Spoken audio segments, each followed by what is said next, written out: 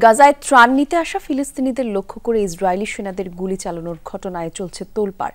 এর আগে ইসরায়েলি গণমাধ্যম হারেটস জানায়, কমান্ডারের নির্দেশে ক্ষুধার্ত ফিলিস্তিনিদের উপর ইচ্ছাকৃতভাবে গুলি চালানোর কথা স্বীকার করেছে আইডিএফ সেনারা। ত্রাণ নিতে আসা ফিলিস্তিনিদের উপর হামলার ঘটনায় তীব্র প্রতিক্রিয়া জানিয়েছে জাতিসংঘ। সংস্থাটির মহাসচিব ক্ষোভ জানিয়ে বলেন, ত্রাণ বিতরণের ক্ষেত্রে ইসরায়েলকে অবশ্যই আন্তর্জাতিক আইন মেনে চলতে হবে। গ্লিটারের টুইন লেমন ও অ্যান্টিব্যাকটেরিয়াল ফর্মুলা বাসনকে চকচকে জীবাণুমুক্ত করে আমাদের দেয় গ্লিটার গ্যারান্টি। এক টুকরো রুটির বিনিময়ে কেড়ে নেওয়া হলো জীবন।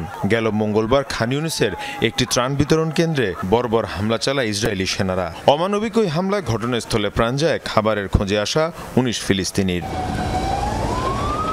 এবার নিরস্ত্র ফিলিস্তিনিদের উপর ইচ্ছাকৃতভাবে গুলি চালানোর কথা স্বীকার করেছে ইসরায়েলি সেনারা।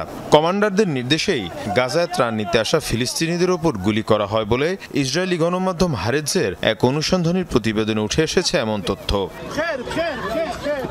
সেখানে আরো বলা হয়, নাম প্রকাশে অনিচ্ছুক কয়েকজন ইসরায়েলি সেনা জানিয়েছে, ফিলিস্তিনি ভিড় লক্ষ্য করে গুলি চালাতে তাদের নির্দেশ দিয়েছিলেন কমান্ডাররা। এমনকি যারা কোনো হুমকি তৈরি করছিল না, তাদের বিরুদ্ধে প্রাণঘাতী অস্ত্র ব্যবহার করতে নির্দেশনা দেওয়া হয়েছিল সেনাদের। ট্যাঙ্ক থেকে মেশিন গান দিয়ে গুলি চালানো এবং গ্রেনেড ছোড়ার কথা স্বীকার করেন এক আইডিএফ সেনা।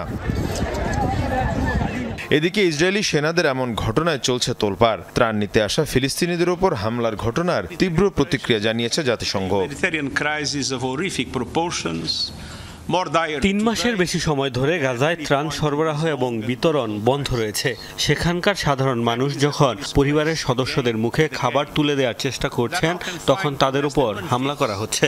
খাবারের সন্ধানের জন্য কখনই কাউকে হত্যা করা হতে পারে না। ইসরায়েলকে আন্তর্জাতিক আইন মেনে চলতেই হবে। গাজায় ত্রাণ নেওয়ার সময় গেল ১ মাসে ইসরায়েলি হামলায় প্রাণ হারিয়েছে ৫৫০ ফিলিস্তিনির। মীর মুশফিকা হাসান, যমুনা নিউজ।